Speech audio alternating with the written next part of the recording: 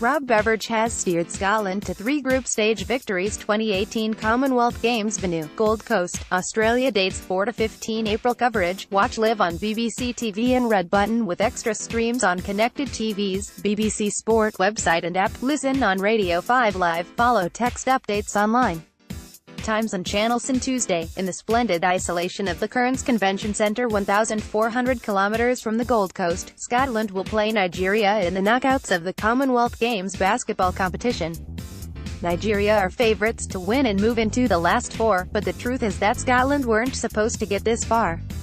Seeded 8th of 8 nations, they were supposed to lose all 3 games in their pool, but they won all 3. They were supposed to be in disarray after coach Tony Garbellotto was abruptly removed from his post, in hazy circumstances, just 6 weeks before the beginning of the games, but instead they have been inspired. Nobody expects them to beat Nigeria, but then nobody expected them to beat England, Cameroon and India either. Beveridge reckons Nigeria will pose a similar threat to Cameroon, who Scotland beat in the pool stage. Ecstatic would be the word I'd use to describe how I feel about what the boys have done so far, says Rob Beveridge, the new coach. We should talk about Beveridge, for it's quite a story. Beveridge is the grandson of a Scottish miner and the son of a man from Blantyre who emigrated to Scotland in 1963.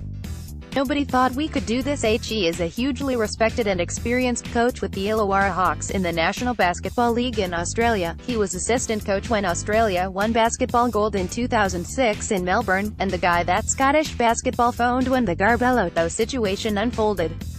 Was he interested in coaching Scotland on a short-term deal? You bet he was. In a sense, he had no option but to say yes.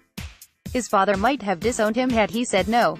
When Beveridge told his dad that he was going to be coaching the Scots at the games, 2 things happened. Firstly, his dad got emotional. Secondly, his dad got interested. When I said to Dad that Basketball Scotland had been on the phone asking me if I would take the team for the Commonwealth Games, there was a bit of a tear in his eye. He said to me, "Who will you be playing?" I said, "We've got England, Cameroon and India in our group." He said, "Whatever you do, son, you've got to beat those Poms." Scotland beat the Poms alright, then backed it up with 2 more wins. "Apart from the boys, nobody thought we could do this," said Beveridge. "We've had minimal preparation. I came in very late, but we set up a program and the players have run with it. The enthusiasm and passion of the group is overwhelming." Beveridge is aware of the funding crisis in Scottish and British basketball. He knows that, in the era where medals, and little more than medals, are the things that determine the level of government finance a sport gets, basketball lives a precarious existence.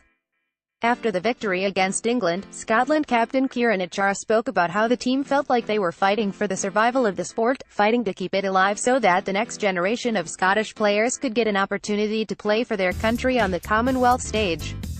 Commonwealth Games, Scotland beat England in men's basketball opener. "It was a similar situation in Australia in the early days," said Beveridge.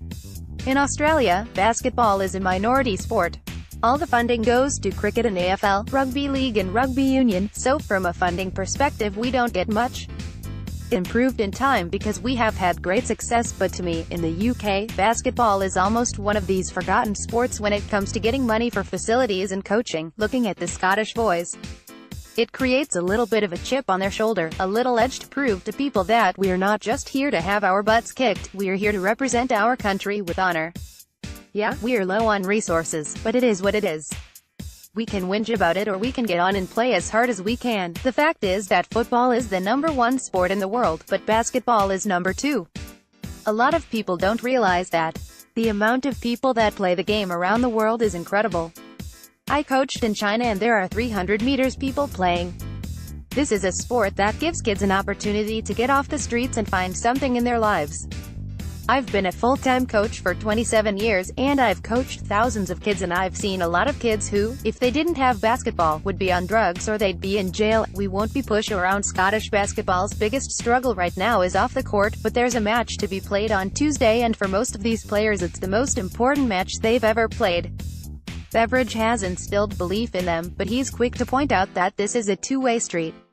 He's helping the players, but the players are helping him.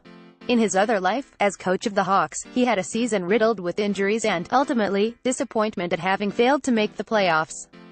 Kieran Achara, seen here in action against England, says his side are fighting for the future of the sport in Scotland. To be able to coach such a wonderful group of men has given me a fantastic lift after a very frustrating season, he said.